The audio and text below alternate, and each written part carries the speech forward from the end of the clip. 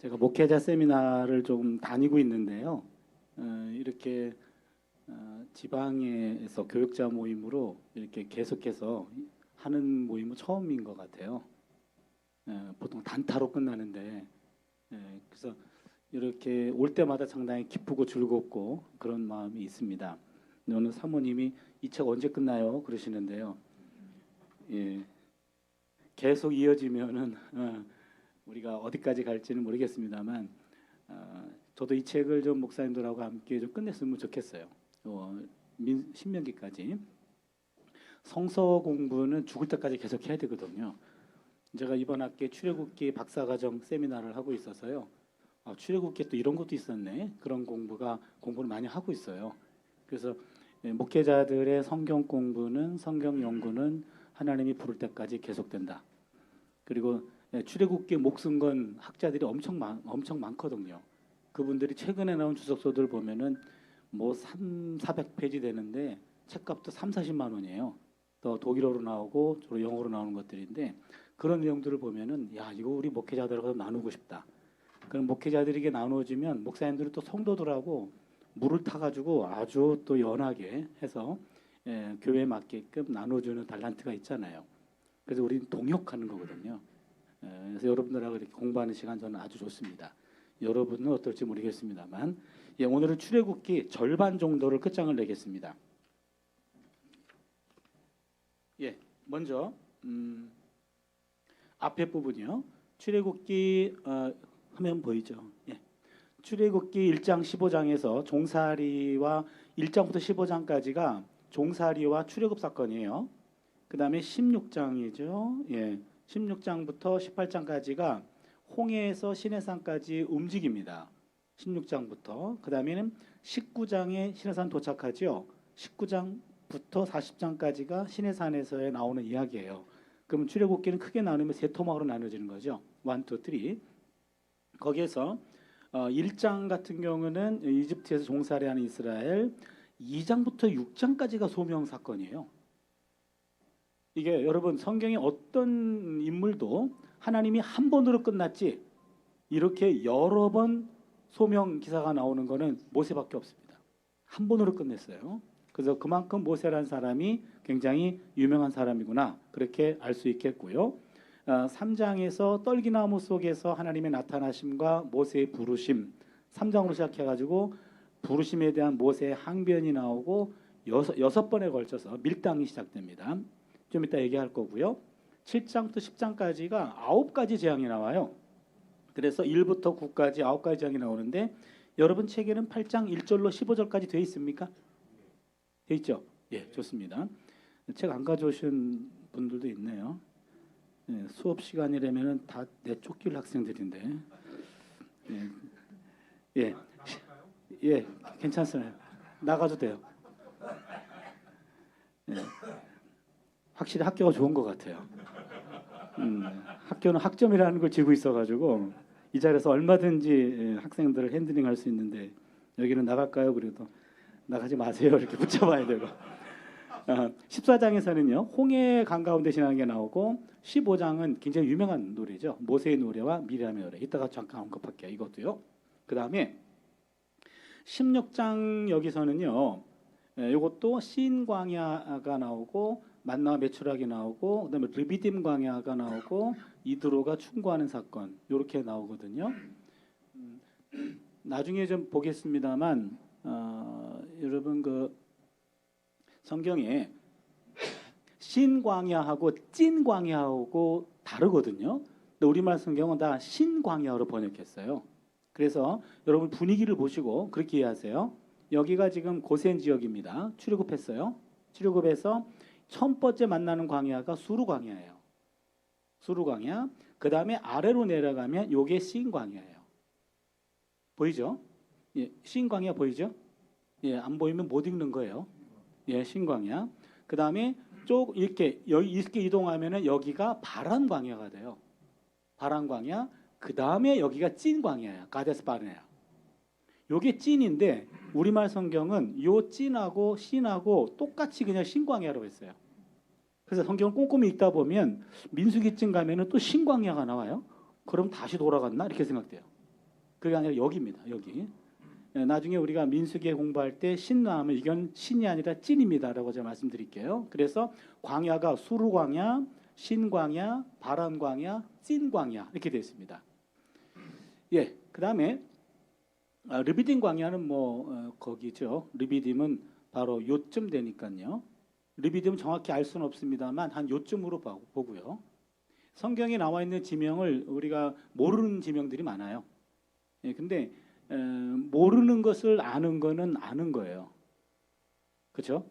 그 지명은 아무도 알 수 없습니다. 그러니까 아무도 알 수 없다는 걸 아는 거는 그 지명을 모른다는 사실을 아는 거죠. 난 그딴 거 몰라요. 그 사람 무식한 사람이고. 모른다는 것은 아는 겁니다. 예, 그 다음에 19장부터 40장까지가 시내산에서 거주가 나오는데 19장에 시내산에 나타나시고 20장에 십계명이 나와요. 드디어 십계명이 나옵니다. 그 다음에 21장, 13장에 언약법전이 나와요. 구약의 법전이 몇 개가 나옵니다. 그 법전에 첫 번째가 언약법전이 나오고 그 다음에 24장에서 그 유명한 언약을 체결해요. 언약 체결. 그 다음 여기 25장부터 32장이 성막명령, 그리고는 이제 35장부터는 이행이 나오고 요 중간에 32부터 34장이 금송아지 사건이 나오죠. 그 다음에 33장에 하나님이 금송아지 사건으로 이스라엘과 관계를 끝장내려고 합니다. 그때 모세가 중보기도를 해서 그 끊어질 뻔했던 선을 잇게 되는 게 33장이고 34장에 다시 한번 언약을 갱신해요. 이 32장으로 깨졌던 언약을 갱신합니다. 여기서 나오는 것이 제의적 십계명이라고 그래요. 그래서 조금 더 성경을 꼭 꼼꼼히 읽어보신 분들은 십계명이 두 군데 나오네. 예, 여기 20장에 십계명을 윤리적 십계명이라고 그러고 34장을 제의적 십계명이라고 그래요. 두 가지가 나옵니다. 예, 그러면은 여기에서 여기 출애굽기 여기 15장, 18장은 16장으로 좀 수정해 주십시오. 제가 오타가 나왔습니다. 그러면은 거기까지 제가 설명이 좀 된 거고요. 여기부터 보겠습니다. 출애굽의 역사적 배경. 여러분 그 요셉이 이집트로 노예로 팔려갑니다. 그리고 거기서 나중에 총리가 됩니다. 그게 역사적으로 가능했을까요? 이집트가 어떤 나라인데? 그 당시 고대 문명지인데요. 이 셈족 계통의 노예 하나가 와서 아무리 하나님이 그에게 지혜를 부어줬다 할지라도 그가 총리가 되었다. 이게 역사적으로 가능할까? 한 번도 의심 안 해보셨죠? 의심하는 학자들이 엄청 많습니다. 거의 불가능에 가깝기 때문에 요셉 이야기는 소설이 아닌가 그렇게까지도 말합니다. 그런데 저는 요셉 이야기를 역사적으로 가능했다고 좀 봅니다. 그게 뭐냐면 힉소스 가설이에요. 무슨 얘기냐면 이집트에 18세기부터 16세기에 아시아인들이 셈족이에요. 셈족이 차츰차츰 이집트로 잠입해 들어와서 하부 이집트를 장악했어요. 그래서 구약 성경은 바로라고 나오면은 그냥 이집트 말로 왕이기 때문에 이것이 이집트 자국민 왕인지 아니면은 타민족 왕인지 아니면 이디오피아 왕인지 이거 구분 안 돼 있어요. 다 바로예요. 그런데 요 사이에 요 그림을 하나 보여드릴게요. 요건데요. 요게 Ancient Near East in the Time 족장 시대 때 2040년에서 1550년 사이에 고대 군동 지형인데 제도인데 여기 보시면 힉소스라고 보이죠. 요 힉소스족이 이쪽 셈족 계통인데 힉소스족이 내려왔다가 셈족 계통의 한 지파인데 한 부족인데 이들이 여기가 상부 이집트고 여기가 하부 이집트예요. 그러니까 여러분 상식적으로 봤을 때는 여기가 상 같은데 아닙니다. 이집 나일강이 이렇게 흐르기 때문에 여기가 상이고 여기가 하예요. 그래서 하부 이집트에서 힉소스족이 왕권을 차지합니다. 그래서 요 기간 동안 대략 200년 기간 동안 힉소스족에서 아바리스를 주로 도읍으로 정하고 여기서 바로가 돼요. 그러면 어떤 문제가 풀리냐면 요셉도 셈족이에요. 그래서 그 기간이 딱 맞아떨어진 거예요. 그래서 힉소스족 셈족 계통의 사람이 바로가 되었기 때문에 셈족 계통의 요셉이 들어와서 그가 총리가 가능했다라는 것이 학자들이 주장하는 힉소스 가설입니다. 그러니까 제가 생각하기에는 이제 가설이라고 하면 여러 가지 설명이 있겠습니다만 여러 가지 주장이 있습니다만 제 입장은 성경에 있는 내용들을 보다도 역사적으로 조금 백업해주는 가설을 좀 더 지지합니다. 그런 사람들을 막시말리스트라고 그러고 그 부정하는 사람들은 미니멀리스트라고 그래요. 성경에 나와 있는 내용들 역사성을 가급적이면 아주 적게 보는 사람들, 이 사람들은 다윗도 부정해요. 다윗도 부정하니까 앞에 있는 거 다 부정해요. 앞에 있는 거 다 소설입니다. 막시말리스트들은 족장 시대부터 봅니다. 그래서 저는 막스와 미스 중간쯤, 항상 저는 중간쯤에 서는 것이 가장 안전한 것 같아요. 그래서 중간쯤에 섰을 때 히소스 가설을 수용하게 되면 요셉 이야기가 역사적으로 설명이 된다. 예, 그 내용을 말씀드립니다. 그래서 18세기 16세로 추정되는데 요셉이 총리가 된 게 약 150년 동안 힉소스족이 이집트를 지배했습니다. 힉소스족 속은 외국 왕의 통치자들이라고 그러고 이집트 사람이 아니라 셈족 계통이에요. 요셉 역시 셈족이기 때문에 힉소스족 속의 이집트 바로가 요셉을 총리로 발탁하는 일이 가능한 시점이라고 볼 수 있습니다. 학자들은 여러 가지로 많이 싸웁니다만 제가 생각하기에는 가장 전통적인 해석을 백업해 줄 수 있는 설명이라면 그걸 채택하는 것이 훨씬 더 안전한 것 같아요. 예, 그래서 그 다음에 모세의 오경 본문 보면 이집트 체류 기간에 대해서 각각 달라요. 15장은 4세대라고 나오고 그 다음에 출애굽기 12장 40절은 430년이라고 나오고 15장 13절은 400년이라고 나와요. 어떤 결론을 낼 수 있냐면 성경은 역사적 정보를 정확하게 알려주는 책이 아니에요. 그렇죠? 대략적으로 뭐 430년이야, 아니야 400년이야, 아니야 4세대야 이런 식으로 정확한 정보를 말해주진 않습니다. 정확한 정보를 말해줄 필요가 있다면 이건 다 수정해야 돼요. 최종 편집자가 수정해야 돼요. 그러나 그게 아니란 얘기입니다. 적어도 한 400년 정도로 봅니다. 그 다음에 출애굽기 1장 8절에서 요셉을 알지 못하는 새 왕이 등장했어요. 요 새 왕을 성경은 다 바로입니다. 다 바로예요. 그 얘기는 뭐냐면 그 바로가 어떤 바로인지를 아는 것은 성경의 메시지를 이해하는데 그렇게 절대적인 것은 아니다 이 얘기죠. 그냥 바로 그러면은 갖고 있는 게 전제군주, 폭군, 절대 권력 가진 사람 그 정도만 이해해도 충분히 읽혀진다는 얘기예요. 그런데 우리가 성경을 연구하는 사람들은 신학자만이 아니라 이집톨로지도 있어요. 이집트학자, 고고학자들도 있어요. 역사가들도 있어요. 우리는 신학적으로 성경을 대하는데 역사가들은 과연 이게 어떤 바로인가 궁금할 거 아니에요. 그렇죠? 그래서 그거를 학자들이 다 세팅합니다. 이 바로는 누구고 이 바로는 누구고 그것도 입장이 다 달라요. 그러니까 신학이라는 게 인문학이기 때문에 어떤 입장도 전체가 일치하지 않습니다. 그래서 저는 좋아요.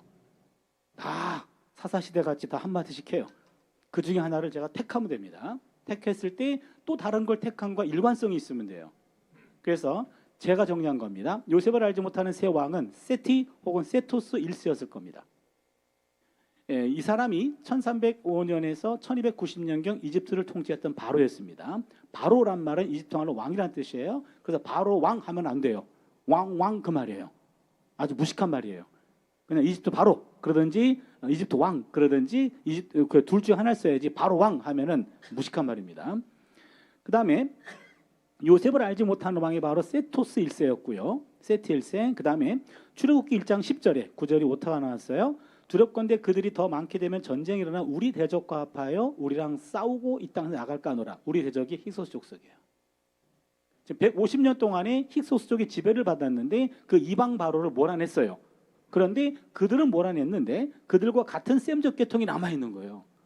그러니 이스라엘 족속, 그 당시에는 아직 히브리인이라고 불렸는데 히브리인에 대해서 이집트 바로가 경계할 수밖에 없습니다. 그래서 이제는 전세가 바뀌었어요. 결국 그들은 이방 바로를 몰아내고 다시 이집트 사람 바로를 세웠어요. 힉소스는 대략 16세기 중엽에 이집트에서 추방되었으며 가나안까지 추격을 당했습니다. 이거는 역사적 사실이에요. 이런 상황에서 이집트 사람들은 그들이 쫓아냈던 힉소스 족속과 같은 족속인 히브리인들이 점점 많아지는 것 당연히 두려워합니다. 그래서 그들은 히브리 족속에 대한 억압 정책을 노골적으로 펼쳤어요. 이게 일장의 역사적 배경이에요. 그러니까 이집트 사람들의 이 입장을 봐서는 어찌 보면은 이해가 되는 그런 정책이었죠. 1장의 내용을 보면 세 번에 걸쳐 억압에 가중되는데, 첫 번째는 이집트 바로는 이를 더 엄하게 시키기 위해 이스라엘 사람들을, 제가 좀 이거는 좀 오타가 나가지고요. 여러분 책에는 집도 주지 아니하면서 그 전에 할당량만큼 벽돌을 만들어내 이렇게 적혀 있습니까? 책에? 그럼 이렇게 좀 바꿔주세요. 이거는 저자 직강에서만 얻을 수 있는 득템이에요. 근데 아무도 관심이 없네요, 제가. 사진을 좀 찍든지 뭐 그냥 고치든지 뭐 신유라도 좀 해주세요. 그래서 첫 번째 악압입니다. 국고성 비돔과 람셋을 건축하는데 강제에 동원했고 노역을 시켰어요. 그렇게 뼈 빠지게 일을 시키면 자녀가 줄 줄 알고 그랬는데, 그러면 그럴수록 어떤 의도적으로 했는지 자녀를 더 많이 낳았어요. 그래서 실패. 그다음에 둘째는 바로는 안 되겠다 싶어 산파들에게 남아가 태어나면 모두 죽이라는 노골적인 명령을 내렸습니다.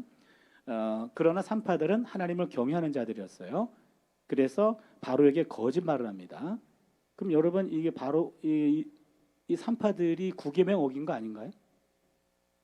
십계명의 구계명, 거짓 증언하는 거. 그렇죠?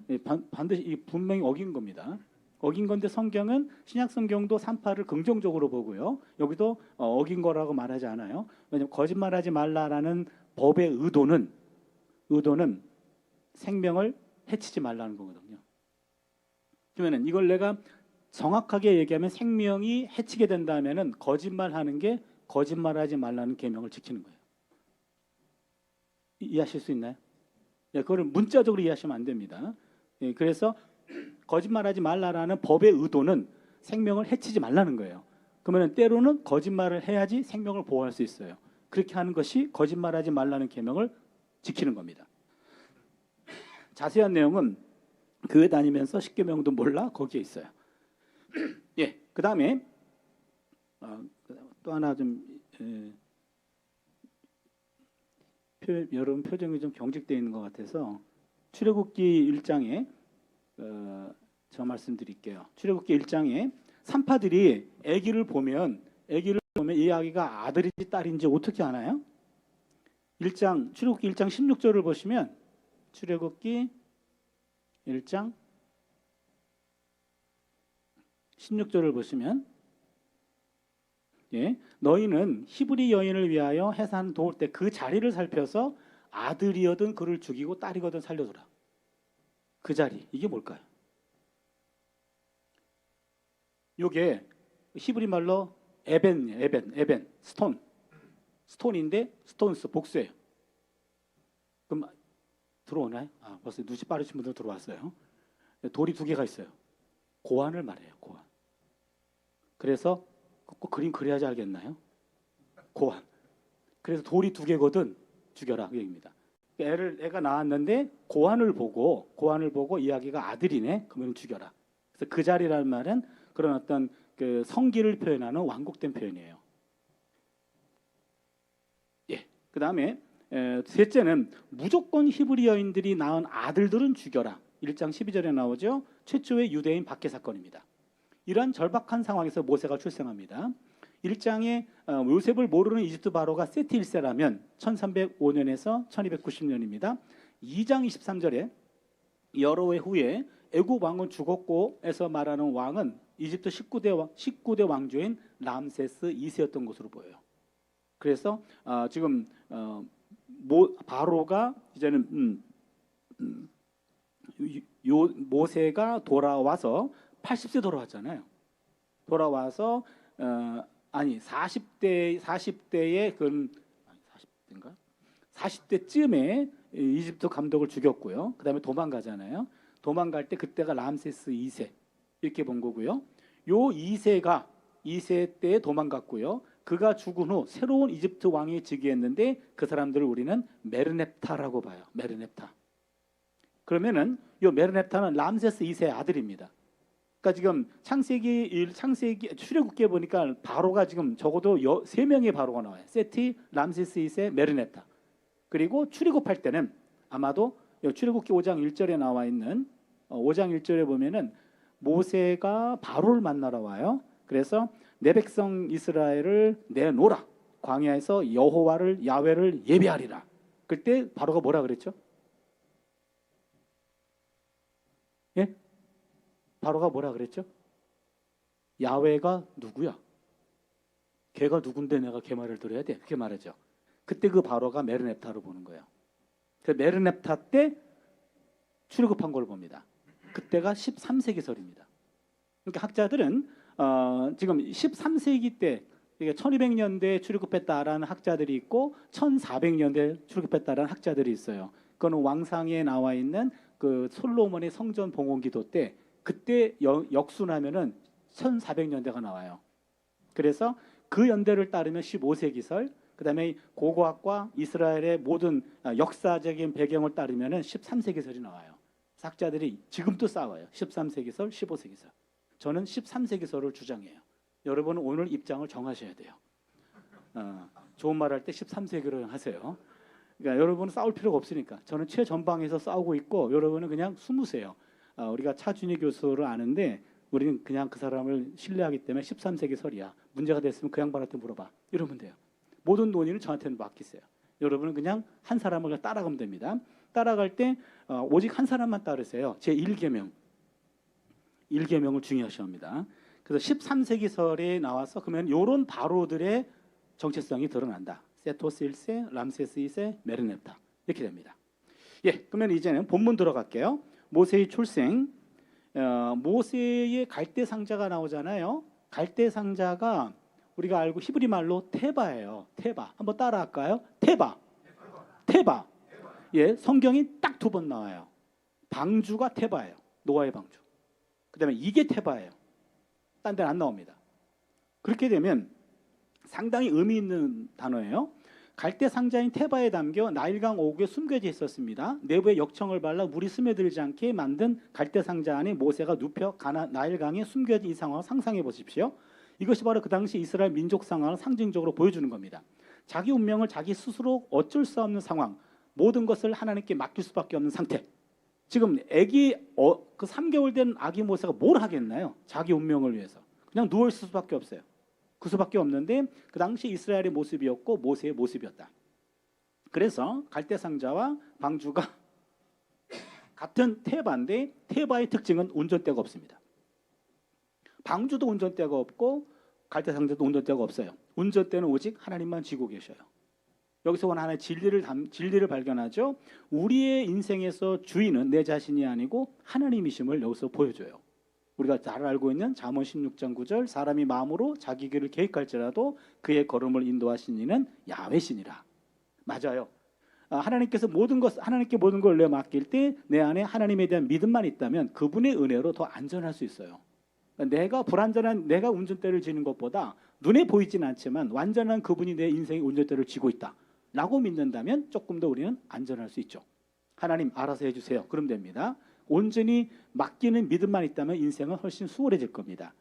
그래서 현재 내 뜻대로 안 됐다고 푸념하거나 속상하거나 좌절하거나 절망하지 말아요. 하나님의 다른 뜻이 있을 것이다. 우리 이거 늘 이렇게 고백하잖아요. 우리가 열망했고 뭔가를 추구했고 거기다 올인했는데 결과적으로 안 됐어. 안 됐을 경우에 우리는 그냥 입버릇처럼 나오는 게 그게 사실은 굉장히 중요한 신앙이에요. 내 뜻대로 안 됐네. 그러면은 하나님의 뜻이 개입했겠네. 그럼 모든 것이 합력하여 선을 이루겠네. 이게 간단한 것 같지만요. 이게 믿음이 있고 없고의 가장 큰 차이점이에요. 그래서 우리는 그분에게 어느 부분에 대해서는 운전대를 맡기는 것, 툭 놓는 것, 그게 바로 믿음이죠. 그 다음에 생명의 파수꾼이 여성들인데요. 모세 인생을 보면 모세 생명을 살린 이가 다 여성이에요. 이거 아주 재밌습니다. 맨 처음 모세를 살린 것은 히브리 산파였고 그 다음에 히브리인들이 아들을 낳으면 모두 죽여라 그랬을 때 모세의 어머니가 그를 살렸고 모세의 누이가 모세를 살폈고 바로의 딸이 모세를 살렸어요. 바로는 죽이라 그랬고 그 딸은 살렸어요. 그래서 신학적인 의미로 접근해 보면 여성들은 생명의 어머니를 상징하고 남성들은 생명을 파괴하는 상징이라고 말할 수 있어요. 그러니 출애굽기에서 남성은 생명 파괴자로 나오고 여성은 생명 지킴이로 나옵니다. 생명을 잉태하고 양육하고 살리는 여성들의 사명이 남성들보다 훨씬 더 낫다는 거죠. 특히 이런 낙태가 있고 이런 시대에 생명의 어머니가 되는 여성들의 생명 지킴이 사명이 더욱 절실히 요구되는 때이죠. 하와의 이름이 하바예요. 하바 혹은 하와. 그런데 바로 이게 생명이라는 뜻이 들어가 있어요. 생명의 어머니. 제가 늘 쓰는 말인데요. 부모의 계획 밖에서 태어난 아이도 하나님 섭리 안에서 태어난 거다. 맞잖아요. 우리 가끔 막내들 보면은 부부가 그런 얘기 하잖아요. 둘이서 저건 계획에도 없었는데, 그렇죠? 그러나 우리는 계획하지 못했지만 하나님은 계획하셨어요. 섭리하셨어요. 그 생명을 낳게 한 거죠. 여기서 본문 하나를 좀 볼 텐데요. 여긴 다 성인이니까 봐도 될 것 같은데 욥기 10장 10절이요. 욥기 10장 10절 무슨 본문이냐면요. 성경 안 가지고 오셨죠? 가져오셨나요? 10장 10절. 예, 여기요. 주께서 나를 젖과 같이 쏟으셨으며 엉긴 젖처럼 엉기게 하지 아니하셨나이까. 이게 그림 상상이 뭐예요? 그림이 그려집니까? 주께서 나를 젖과 같이 쏟으셨으며 엉긴 젖같이 엉기게 하지 아니하셨나이까. 이게 정액 속에 있는 정자와 난자가 결합하는 광경을 표현한 거예요. 그래서 하나님이 그 부부관계 속에서의 그런 은밀한 상황에서 정자와 난자가 만나는 그것까지도 하나님이 개입하셔서 그것을 만나게 하셔서 이런 거 하나 만들어낸 거란 얘기죠. 그래서 하나님의 생명 계획과 생명을 낳게 하는 것, 시편 여기도 신묘막측한 아이다. 기억하시죠? 요 두 본문이 바로 요 본문에 대한 하나의 해당 본문이라고 볼 수 있어요. 그래서 부모의 계획 밖에 태어난 생명들은 많아요. 그렇지만 하나님의 섭리 안에서 다 태어난 겁니다. 하나님 섭리 밖에서 태어난 생명은 하나도 없습니다. 그렇다면 이 생명도 하나님의 섭리와 계획 속에서 만들어진 거죠. 그러면은 우리 이 생명도 뭔가 의미가 있는 거죠. 그래서 여러분 그 생명이라는 한자, 저는 이거 볼 때마다 상당히 가슴이 짠한데요. 두 가지 의미가 있어요. 여기 액센트를 주면 살아라고 명령받은 게 생명이에요. 살만 해도 살고 살만하지 못해서 살아야 돼. 두 번째는 여기 액센트를 줍니다. 명령받은 삶이 생명이에요. 모든 생명은 명령이 있어요. 너에 대한 명령. 내가 너에게 이렇게 살아라는 명령이 있어요. 그 명령을 살아내는 게 생명이죠. 그래서 저는 이런 의미도 중요하고 이 의미도 중요한 것 같아요. 두 번째 의미, 명령받은 삶을 살아간다. 이게 바로 소명이고 사명이 되겠죠. 예, 그 다음에 하나님의 공감과 공통. 출애굽기 3장에 가면 하나님이 모세를 부른 장면이 나오는데요. 하나님이 모세를 부르셨을 때 새로운 인생을 시작하게 되는데 3장 7절에 야훼께서 이르시되 내가 애굽에 있는 내 백성의 고통을 분명히 보고 그들의 감독자로 말미암아 부르짖음을 듣고 그 근심을 알았다. 요게 동사가요. 보다, 라아, 듣다, 쉐마, 안다, 야다. 요 세 동사가 나오는데 보세요. 여기 안다라는 말이요. 이게 그 단순히 인식했다는 뜻이 아닙니다. 하나님이 그들의 고통을 눈으로 직접 보셨어요. 부르짖음을 귀로 들었습니다. 여기까지 공감해요. 봤어요. 귀로 들었습니다. 그리고 나서 알았대요. 안다란 말은 야다라는 말인데 그 고통을 아는 것으로만 그치는 것이 아니라 그 고통을 자신의 것으로 삼으셨다는 거예요. 그러니까 하나님께서 이스라엘의 고통을 함께 느끼시는 분입니다. 이걸 저는 공통이라고 이름을 붙여봤어요. 공통, 함께 느낀다. 그러니까 아픔을 느끼는 거죠. 공감이라는 것은 듣고 그냥 눈으로 보고 귀로 듣는 수준이에요. 근데 알았다라는 말은 그가 느끼는 고통을 내 고통으로 함께 나눠진다는 얘기죠.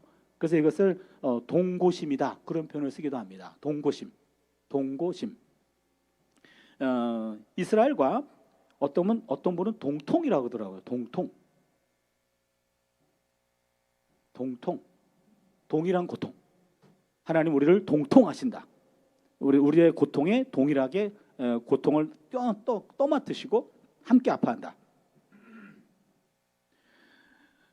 공통하신다는 사실 아주 놀라운 사실인데 하나님께서 더는 가만히 계실 수 없었던 거죠. 다음으로 주목할 점은 하나님께서 모세를 부르시는 8절인데요.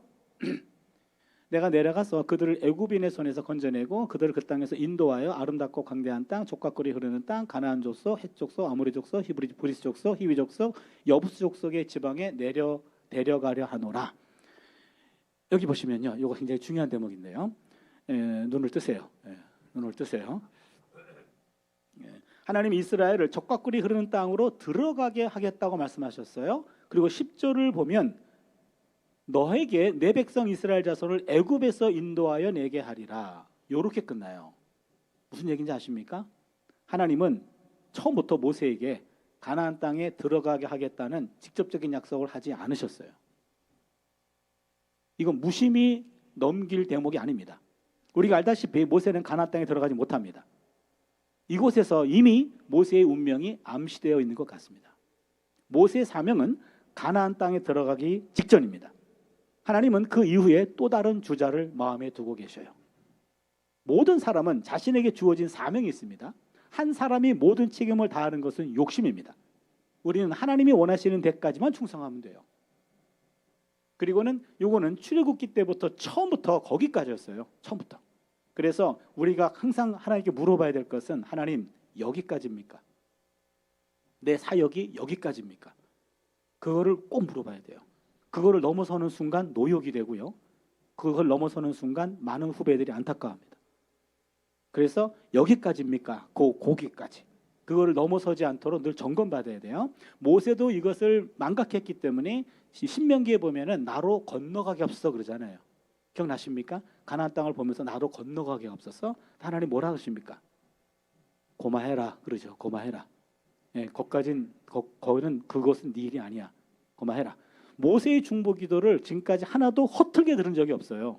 근데 그 순간만큼은 매몰차게 그건 기도하지 마. 이게 끌어버립니다. 신명기에서는 그렇게 얘기했고 민수기에서는 모세의 잘못을 지적해주고 있죠. 민수기 20장에서요. 나중에 우리가 이게 이어서 공부할 때 레위기, 민수기, 신명기 할 때 그때 한번 다시 언급할게요. 그러니까 모세가 가나안 땅에 들어가지 못함. 출애굽기에 보면은 처음부터 거기까지였다. 근데 모세가 그것을 눈치를 챈 건지 눈치를 채고 잊어버린 건지 눈치를 못 챈 건지 조금 아쉽습니다만 거기까지였어요. 근데 누구라도 명확히 알지 못할 것 같아요. 그래서 욕심을 조금 줄이면은 많은 사람들에게 좀 누를 더 끼칠 수 있다. 그다음 모세의 소명인데요. 여러분 소명 기사 보면은요. 제가 이 소명 기사가 나오면 꼭 이야기를 하는데요. 예레미야의 소명하고 이사야 소명이 좀 다르거든요. 예레미야 소명은 하나님이 불러요. 내가 너를 복중에 짓기 전 내가 너를 알았고 내가 너를 태중에서 구벌하여 세웠나니 너는 열방의 선지자가 될지니라. 이게 1장 5절이에요. 불렀어요. 그랬더니 예레미야가 아하 난 아이라 말할 줄 알지 못하나이다 하면서 거절해요. 그럼 하나님 거절하면 하나님이 그래 미안하다 내가 딴 사람 부를게. 그렇게 안 하죠. 5절, 6절, 7절에 보시면 넌 아이라 하지 말고 내가 너를 누구에게 보내든지 너는 가며 내가 내게 전하는 말을 가서 전하기만 해. 설득합니다. 그리고는 5, 6, 7, 8절에서 너는 그들로나 두려워 말라 내가 너와 함께한다. 너 혼자 가는 거 아니야. 약속하죠. 이게 전형적인 소명기사예요. 이게 대부분의 소명자들이 이 패턴에 속합니다. 하나님 부르면 못 갑니다. 너 죽을래? 같이 간다. 여기에요. 요 네 가지. 강압적 부름이라고 얘기하죠. 직접 부름이라고도 말하고 이사야는 좀 달라요. 그렇죠. 이사야 6장 보시면 우시야 왕 죽던에 내가 본즉 주께서 높이 들린 보좌에 앉으셨는데 그 스랍들은 주변에 모셔섰고 둘러는 얼굴 가리고 둘러는 발을 가리고 둘러는 날며 창화에 가로되 거룩하다 거룩하다 거룩하다. 거룩 삼성이 나와요. 제가 보기엔 거기서 주여 삼창이 나온 것 같은데요. 거룩 삼성이 나오고 거기서 이사야가 우시야 왕 죽던에 그 말은 뭐죠? 왕권이 교체가 됩니다. 왕권 교체기는 과도기예요. 조금 위험한 시기죠. 그 시기 때 이사야는 성전에 올라가서 기도해요. 기도하다가 환상 중에 보좌에 앉아 계신 하나님을 봤어요. 근데 그 주변에 스랍들이 있네. 그들이 거룩하다 거룩하다 거룩하다를 얘기해요. 하나님의 거룩성을 최초로 발견한 게 거기에요. 8세기입니다. 8세기 때 하나님의 거룩성이 발견돼요. 우리 성경은 지금 여러분 오경이라는 것은 바벨론 포로기 때 완성된 거 아시죠? 그렇죠? 모세 때부터 시작됐지만 현재 오경으로 완성된 건 바벨론 포로기예요. 그러니까 포로기 더 이유가 되겠죠. 그러니까 후대가 되고 연대를 알 수 있는 것은 주로 예언서는 연대를 알 수 있어요. 그러니까 이사야는 740에서 701년까지 활동했으니까 8세기 때 약 740년경에 하나님의 거룩성이 발견됩니다. 우리 그 성결교인들한테 중요한 대목이에요. 하나님의 성결, 거룩성이 발견된 것은 8세기였다. 그 하나님의 거룩성을 발견하자마자 이사야가 보여준 반응은 뭐였죠? 6장 5절에 화로다 나여 망하게 되었도다. 입술이 부정한 사람이 부정한 백성 중에 거하면서 만군의 왕이신 야훼를 배웠습니다. 나의 죄성을 발견하죠. 그때 하나님이 제단 숯불로 내 죄를 정결해 줬죠. 제단에 피어 있는 숯은 죄를 없앨 수 있는 능력이 있었어요. 그래서 정결하게 됐습니다. 우리 식으로 하면 성화 체험이 되겠죠. 정결하게 되자 이제는 이사야가 귀가 열렸어요. 그리고 이제는 내가 마땅히 죽어야 되는데 하나님이 살려줬어. 그러면 나의 사명이 뭘까? 그거를 고민하던 차에 하늘의 음성을 들어요. 6장 8절에 누가 우리를 위하여 갈꼬 그러잖아요. 그 음성을 들어요. 근데 이사야가 하나님 나 여기 있는데 나 보내세요 그렇게 얘기하죠. 그 대목이죠. 그래서 하나님이 이사야를 지목하십니다. 제가 보기엔 딱 걸린 거예요. 딱 걸렸어. 아무도 안 가는데 이사야가 자겠다고 지금 헌신한 거예요. 그랬더니 가라.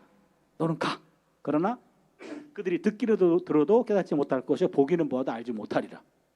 아무도 안 들어. 그래서 눈치 빠른 사람들이 아무도 가겠다고 손을 안 들었어. 근데 이사야가 손을 든 거예요. 그래서 너 가. 전에 그랬어요. 근데 기가 막히죠. 실패할 사명이에요. 근데 이사야는 그럼에도 가죠. 저는 그래서 이사야 소명이 너무 가슴을 때려요. 처음부터 실패할 거를 알면서도 갑니다. 왜냐하면 이건 인간적인 실패지 하나님의 실패가 아니거든요. 누군가는 가야 돼. 근데 아무도 안 가. 자신의 야망이 있어서 안 가. 근데 이사야는 어차피 나는 자연인 이사야는 죽었어요. 소명인 이사야만이 하나님의 뜻으로 나를 사용해 주십시오. 내 야망이 아니라 당신의 꿈을 이루어주기를 원합니다. 라고 간 거예요. 그게 이사야 소명이죠. 이사야는 간접적 소명입니다. 그 다음에 자발적 소명이에요. 그래서 소명에는 이 두 가지가 있다라는 거를 우리가 좀 정리할 필요가 있을 것 같아요. 보통은 첫 번째 소명을 말하는데 두 번째 소명도 있다는 얘기죠. 저는 예레미야하고 미가 비교해서 학위 논문을 했잖아요. 그러니까 공식적으로는 예레미야하고 가장 친한데 그러나 제 소명은 이사야 소명이었어요. 그래서 저는 이사야와 비공식적으로는 더 친합니다. 이사야가 안 계셨으면 오늘의 저도 없었어요. 제가 서울신학대학 들어가서요. 처음 들어갈 때부터 우리 항상 그런 거 물어봤잖아요. 교수님들이 자네는 소명이 있나? 그거 물어보잖아요. 그러면 정답은 뭐였죠? 있다잖아요. 그렇죠? 근데 저는 없거든요. 저는 목사가 되고 싶어서 갔거든요. 그래서 굉장히 힘들었어요. 다행히 제가 차씨인 게 다행이었어요. 왜냐하면 가나다라 순으로 인터뷰 하더라고요. 저도 지금 한세대학교 31년째 있는데 9시부터 12시까지 인터뷰 하잖아요. 9시에는 FM을 해요. 커피 한 잔 마시고 잡아내야 돼. 제대로 해야 돼. 그리고 다 물어보고 그럽니다. 한 12시쯤 되잖아요. 배가 고파요. 그리고 지쳐요. 그리고 이미 신앙 간증서 봤어요. 성적도 올라와 있어요. 데이터가 다 있어요. 다 있고 교수들이 해야 될 일은 걸러내는 거예요. 이 사람은 인격에 문제가 있다. 이 사람은 좀 정신 상태가 좀 이상해. 이 사람은 좀 외모가 목회자로서 좀 안 맞는 것 같아. 이런 거 걸러내야 되거든요. 그러면 질문을 많이 하면은 그 사람은 문제가 되는 거고 질문 없는 사람들은 거의 통과해요. 딱 보고 됐어. 그러면 통과해요. 질문이 많으면 그 사람 문제가 있는 거죠. 그건 제가 지금 안 거지. 그때는 몰랐죠. 그래서 차시니까 거의 뒷부분이에요. 앞에 분에게 뭐 물어봐요? 그랬더니 사중보고 물어본대요. 중생선교 신유재림. 계속 외웠어요. 그거를 중생선교 신유재림. 두 번째 뭐 물어봐요? 그랬더니 소명이 있나? 이걸 물어본대요. 그럼 답이 뭐예요? 그랬더니 있다래요. 예. 두 가지 준비하면 되겠네. 근데 나는 없거든요. 근데 이게 목사가 되겠다고 한 사람이 처음부터 거짓말하고 들어가기 너무 찜찜하고 정직하게 얘기하면 떨어지는 거고 이거 어떻게 하면 좋나? 그 생각만 하느라고 정말 갈등이 심했어요. 이거 어떻게 해야 되지? 이걸 어떻게 해야 되지? 근데 제가 보기에는 그때 무서운 교수님이셨는데 기억이 잘 안 나는데 저한테 물어본 게 한 2명, 3명 들어갔던 것 같아요. 이 목사님 우리 그랬나요? 두세 명 들어갔나요? 자네는 이름이 뭐야? 이렇게 물어본 거예요. 그래서 내가 내 이름 잊어버려가지고 나는 지금 이거 거짓말 해야 되나 이거만 생각했는데 자네 이름이 뭐야? 그래가지고 명찰을 보고 읽었어요. 예, 제가 차준입니다. 그랬더니 자네는 이름도 몰라? 나가! 그런 거예요. 그래서 한마디도 못하고 쫓겨났어요. 그러고 제 속으로는 교수님들이 목사님이구나. 목사님들은 안 봐도 아는구나. 내가 소명이 없는 걸. 그래서 낙담했는데 합격자 명단에 있었어요. 합격은 했어요. 그리고 내가 하고 싶은 공부니까 공부가 재밌었어요. 1학년 때 기숙사 생활했어요. 근데 소명 없는 사람으로 찍혔어요. 나는 안 불렀다고 그랬으니까. 그래가지고 밤마다 소명 집회를 했어요. 우리 신학과 우리 바로 윗선배들이. 소명 고문 집회예요. 내가 보기에는. 소명에 확신이 있어야 된다 그래가지고 목회자에게는 원해서 가는 게 아니야. 하나님 불러야 돼. 그래가지고 밤마다 불러가지고 소명 고문 집회를 했어요. 제가 2년 동안 시달렸어요. 나는 안 불렀어요. 그랬더니 그럼 너는 안 돼. 너는 공부가 중요한 게 아니야. 너는 소명부터 받아야 돼. 이런 거죠. 3학년 때 이사야 수업을 들었어요. 그때 이사야 소명을 처음 봤어요. 봤더니 이분이 저예요. 그때부터 나는 소명 있다. 예레미야식 소명은 아니지만 이사야식 소명은 있다. 그래서 소명에 대한 문제가 풀렸어요. 그래서 제가 이렇게 해석하죠. 예레미야, 모세, 기드온 뭐 이런 친구들은 하나님이 아무리 사인을 줘도 눈치를 못 채니까 팔을 비틀어서라도 끌고 간 거고, 이사야는 눈치만 줘도 내가 여기 있나이다. 그 이사야가 훨씬 눈치가 빨랐다. 그래서 저는 이사야 소명을 상당히 소중하게 생각합니다. 그래서 여러분에게 자세히 말씀드리는 것은 소명이 두 가지가 있다는 거예요. 자발적 소명과 강압적 소명. 주로 예레미야식 소명만 알고 있는데 두 번째도 있다는 얘기입니다. 그러면은요. 모세의 소명에서 모세의 발빼기가 6번이 나와요. 첫째, 내가 누구이기에 거절합니다. 살인자였죠. 목동에 지나지 않았죠. 자격이 없다는 얘기입니다. 둘째, 내가 무엇이라고 그들에게 말하리까? 나를 보내신 분이 누군지도 난 확신이 없습니다. 세 번째, 그들이 내 말을 듣지 아니하고 이르기를 야훼께서 내게 나타나지 아니하셨다 말하며 자신의 말을 이스라엘이 듣지 않을 것입니다 라고 또 빼요. 지금 왕자였을 때도 거부당했는데 이제는 목동인 사람이 되었고 그동안에 살인도 했어요. 누가 내 말을 듣겠냐 이거예요. 네 번째, 주여 나는 본래 말을 잘하지 못하는 자니이다. 나는 입이 뻣뻣하고 혀가 둔한 자니이다. 나는 언변도 없어요. 말씀의 권위도 없지만 말씀의 능력도 없습니다. 이렇게 얘기했어요. 다섯 번째, 주여 보낼 만한 사람을 보내십시오. 난 못합니다. 거절했어요. 내가 하나님이라면 당장 집어쳐라 그럴 것 같아요. 지금 한 번이 아니에요. 5번 거절한 거예요. 여섯 번째, 이스라엘 자손도 내 말을 듣지 아니하였거든 바로가 어찌 듣겠습니까? 난 입이 둔한 자입니다. 나 바로 설득 못합니다. 이렇게 얘기한 거예요. 끝까지 소명을 거절합니다. 동족 이스라엘도 설득하지 못하는 사람이 어떻게 적대국의 권력자인 이집트 왕을 설득할 수 있겠습니까? 그러나 하나님은 한 번 찍은 사람 가만히 두지 않습니다. 끝장을 보십니다. 모세도 대단하지만 하나님은 더 대단해요. 끝까지 6번에 걸친 끈질긴 거절에도 불구하고 더 끈질긴 하나님 앞에서 결국 무릎을 꿇고 사역자의 길을 걸어갑니다. 그래서 모세와 하나님의 밀당, 요거 신명 계시는 지워주세요. 이거는 잘못 들어갔어요. 모세와 하나님의 밀당, 모세의 계속되는 항변 6번에 걸쳐서 항변합니다. 소명기사 중에 모세만큼 질기게 버틴 사람도 없어요. 다 한 번으로 끝났습니다. 그 다음에 나는 곧 나다. 제가 여기를 여러분 이 책에서 가장 어려운 부분입니다. 이 부분은 여러분 정신 좀 차렸으면 좋겠어요. 나는 곧 나다. 무슨 얘기냐면 모세가 3장 14절에서 내가 이스라엘 자손에게 가서 이르기를 너희 조상의 하나님이 나를 너희에게 보내셨다 하면 그들이 내게 묻기를 그의 이름이 무엇이냐 하리니 내가 무엇이라고 그들에게 말하리까? 지금 하나님의 정체성을 처음으로 물었고 그걸 답변하는 겁니다. 우리말 개역 개정 성경 나는 스스로 있는 자니라. 번역이 이건 좀 잘못된 번역이에요. 개역 개정 새 번역 성경이 훨씬 더 번역이 맞아요. 나는 곧 나다. 나는 곧 나다. 그렇다면 나는 스스로 있는 자라는 말은 원래 히브리 성경에는 에흐예 아쉐르 에흐예라고 나와 있어요. 여러분 그 히브리어 본문 한번 확인시켜 드릴게요. 히브리어 본문 트라우마가 있는 분도 있을 것 같은데 자꾸 봐야지 트라우마가 치료가 돼요. 이거죠. 이게 출애굽기입니다. 출애굽기 3장 나와 있는 본문 요거.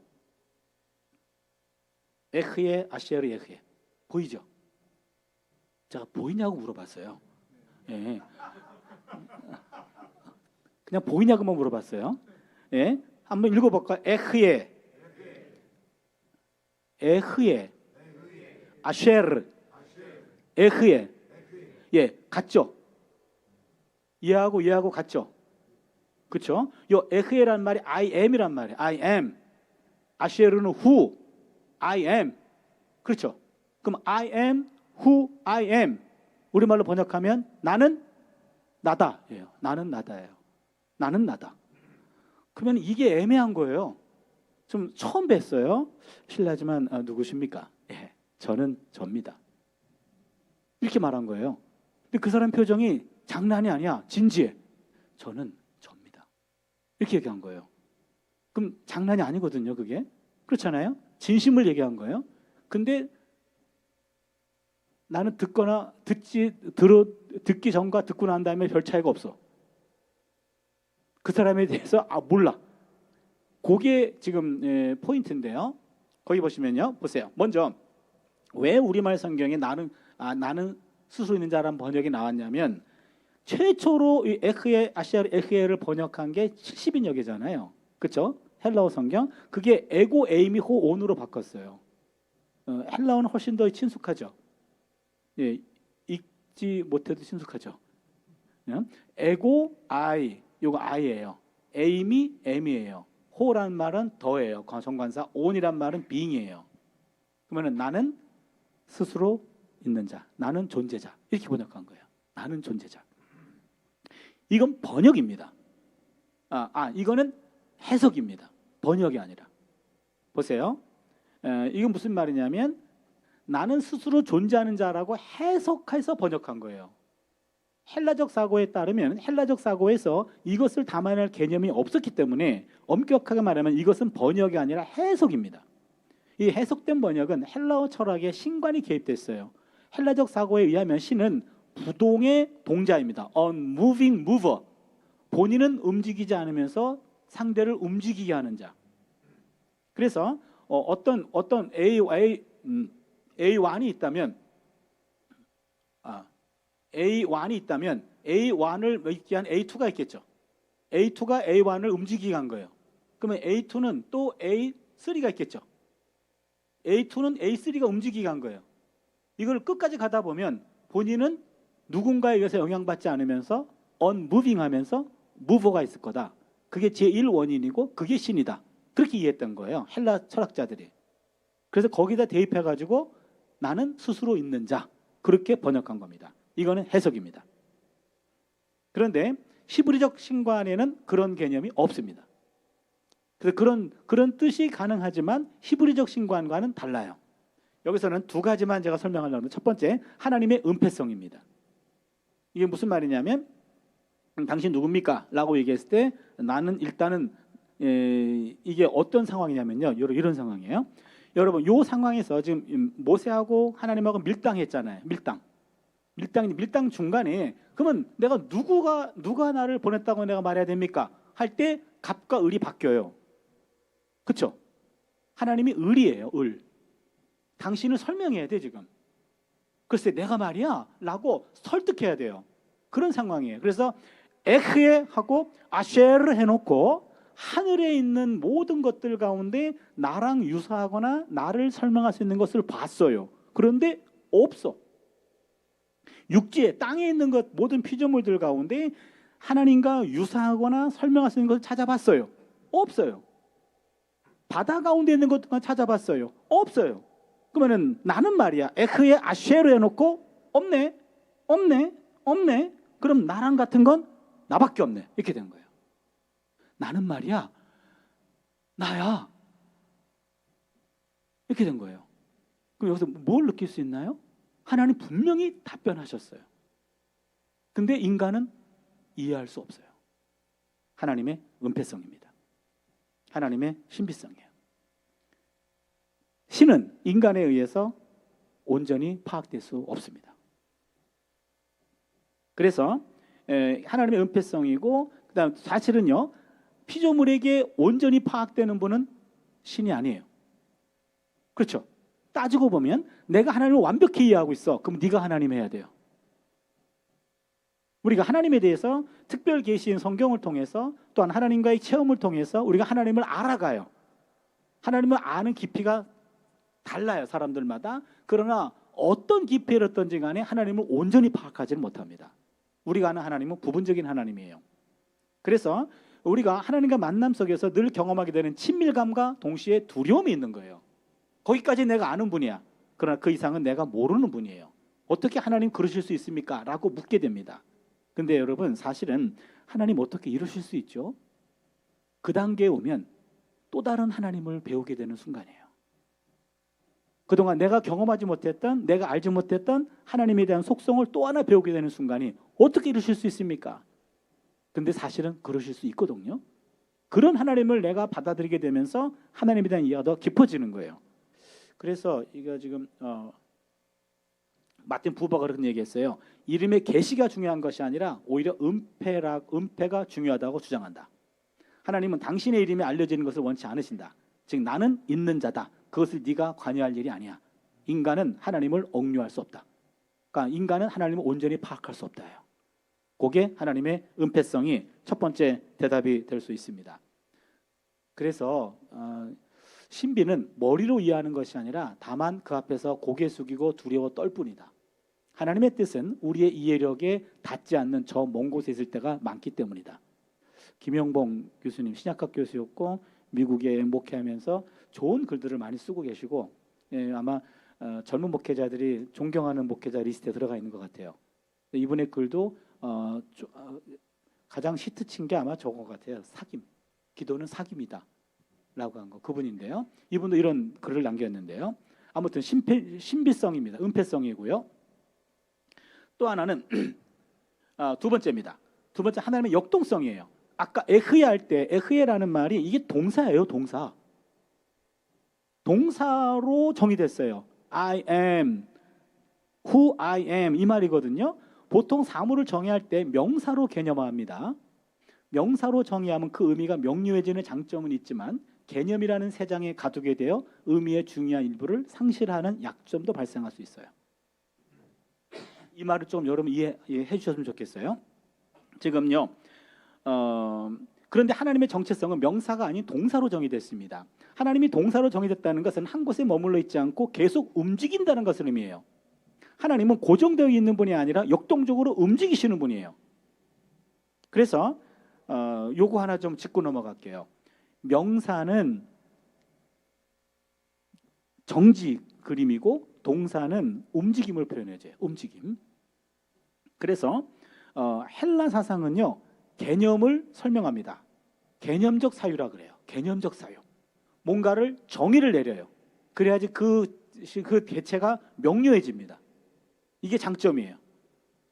근데 히브리 사상은 이미지를 연상시키는 현상학적 사유예요. 경험적 사유입니다. 그래서 히브리 사상은 동사적 사유고 헬라적 사상은 명사적 사유라고 그래요. 두 개가 다 필요합니다. 학문은 헬라 사상에서 왔어요. 그래서 우리는 개념화되지 않으면 그 실체를 이해하지 못해요. 그래서 무슨 말하는 거야? 한마디로 얘기해봐. 개념화죠. 그런데 구약 성경은 히브리어예요. 히브리 사상은 현상학적 사유예요. 내가 경험하는 바를 그냥 진술해. 하나님 후회하시나요? 안 하시나요? 해요? 안 해요? 성경에 보면 하나님 후회함이 없다 그랬어. 근데 어떤 본문은 후회하셔. 헬라적 사유로는 둘 중에 하나만 해야 돼. 하나는 헷갈립니다. 후회한다고 말하든지 아니면 후회가 없다고 말하든 둘 중에 하나만 얘기하세요. 왜 안 한다고 또 후회합니까? 이게 뭐예요? 그런 거죠. 그렇죠? 그게 히브리적 사상이에요. 그러니까 헬라적 사유는 어떤 개념 안에 가두어요. 그 개념 안에 들어오지 않으면 파악이 안 됩니다. 이게 명사적 사유예요. 그런데 히브리적 사유는 경험된 바를 현상학적으로 진술할 뿐이에요. 그래서 구약은 히브리적 사유를 하기 때문에 구약하는 분들은 개념이 없어요. 그때마다 달라요. 근데 그거는 현상학적 사유를 하기 때문에 그래요. 그래서 제가 개념 없는 교수가 가끔 되는데요. 그래서요, 여러분 그 굉장히 중요한 것 같아요. 이게 하나님은 개념 안에 갇히지 않아요. 늘 자유롭게 하나님 역사하신다고요.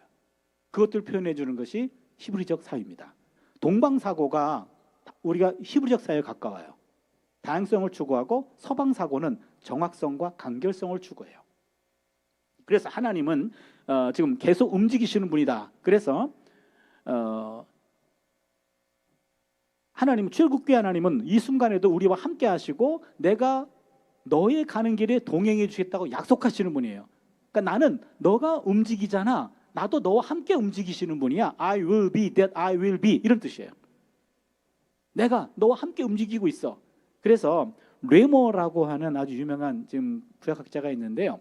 하나님은 세상의 일들을 수수방관하는 게으른 신이 아니다. 데우스 오티오소스. 요것이 라틴어인데 이게 이런 라틴어 나오면은 상당히 고급진 표현 같이 보이잖아요. 그렇죠? 우리나라도 한자 성어 말하면 상당히 표현 고급지죠. 그러니까 미국 사람도 그렇고 유럽 사람들도 그렇고 라틴어를 가끔씩 사용해요. 근데 사용하는 순간 급이 올라가요. 그래서 이게 데우스 오티오소스야. 게으른 신이 아니라 야훼는 간섭하고 관계를 모색하는 하나님이다. 즉 그분은 세상에 있고자 하시며 누군가와 함께 있고 싶어 하신다. 12절 맥락에서 하나님의 이름은 하나의 약속이다. 내가 너와 늘 함께 있을 거야. 그게 나는 곧 나다라는 말이에요. 그래서 하나님은 우리가 다 알 수 없는 분이지만 그럼에도 불구하고 오늘도 우리와 함께 역사를 이루어 가신다. 그래서 파울 틸리시, 그러니까 이 부를 수 없는 이름이 바로 하나님의 이름이고 파울 틸리시는 하나님 너머의 하나님이다. God beyond God. 도저히 이해할 수 없는 분이신데 그러나 그분은 나를 버리지 않으신다. 파악되지 않는 그분이 늘 나와 동행하신다. 이게 나는 곧 나야 라는 의미예요. 이 나는 곧 나다라는 의미에 대해서는 여전히 논문이 많이 쏟아집니다. 그래서 여러분은 제가 지금 그 논문을 읽고 제가 나름대로 정리하는 제 입장을 소개하는 거고요. 저를 의심한다면 한번 연구해 보세요. 아마 머리털 다 뽑힐 겁니다. 그냥 믿고 따라오세요. 그래서 은폐성과 역동성이다. 그렇게 이해하시면 될 것 같아요. 은폐성과 역동성. 그래서 하나님은 말 너머에 계신 분이다. 이런 표현들 다 그런 의미예요. 말 너머에 계신다. 예, 그럼 마지막으로 10가지 재앙만 하고 오늘 강의를 마칠게요. 10가지 재앙은요. 하나님은 모세를 통하여 이집트에 10가지 재앙을 내리시는데 첫 번째가 피재앙입니다. 나일강을 쳤더니 피로 변했어요. 재앙의 대상의 나일강, 이집트의 젖줄입니다. 나일강은 이집트의 비옥함과 풍요로움을 공급해 주는데 이집트는 나일강의 선물이라 그래요. 이집트에 만약에 여기가 지금 그림이 더 그림을 찾아보면 좋겠습니다만 이게 나일강이잖아요. 그래서 이집트 지형을 보면은요 나일강 주변만 사람이 살아요. 나머지는 다 사막지대입니다. 사람 못 살아요. 그러면 나일강이 없었다면 이집트는 없는 거예요. 그래서 이집트는 나일강의 선물이다라는 표현이 나올 정도로 나일강은 옛날부터 신성시 됐어요. 그래서 나일강이 신으로 숭배되었습니다. 나일강은 하피신을 의미합니다. 하나님은 하피신이라는 나일강을 모세를 통해 치심으로 피바다를 만들었어요. 첫 번째 재앙이 이집트의 가장 주요 신 중에 하나인 나일강의 신 하피신을 무력화시킨 겁니다. 지금요 구약 성경만 유일신론이고 그 주변의 모든 나라들은 다신교예요. 그들은 유일신교를 이해하지 못해요. 왜냐하면 각 분야별로 특화된 신들을 믿었단 말이에요. 신들은 특화되어 있다는 거예요. 그러니까 그 전공신이 있는데 타 전공은 그 신이 관여할 수가 없어요. 모든 특화신들은 공간에 제한되어 있어요. 이 공간은 내 나와바리야. 다른 공간은 다른 신이 통치해요. 그 다음에 또 특기가 달라. 그래서 신이 엄청 많아요. 근데 야훼 하나님은 이거 다 내가 한 거거든 이렇게 얘기해요. 그럼 주변 사람들은 또라이예요. 야훼는 저런 혼자 다 해? 야 신은 특화되어 있고 공간에 제한되어 있어요. 근데 모든 걸 다 한대 야훼 하나님이. 그러니까 그 당 고대 근동에서는 유일신 사상이 완전히 이해될 수 없는 이건 이상한 사상이에요. 그래서 야훼 하나님이 한 분밖에 없다라는 것을 입증해 주는 것이 이 10가지 재앙인데요. 두 번째 재앙은 개구리 재앙인데 개구리 재앙 이집트의 헤케트 신이에요. 풍요의 여신입니다. 다산신이에요. 그렇다면 여기 나와 있는 이 10가지, 9가지 재앙들은요 하나같이 다 흑암 재앙도 태양신 라를 겨냥한 거고 처음 난 것을 죽는 것을 죽음의 신 오시리스를 꺾은 거예요. 그렇게 되면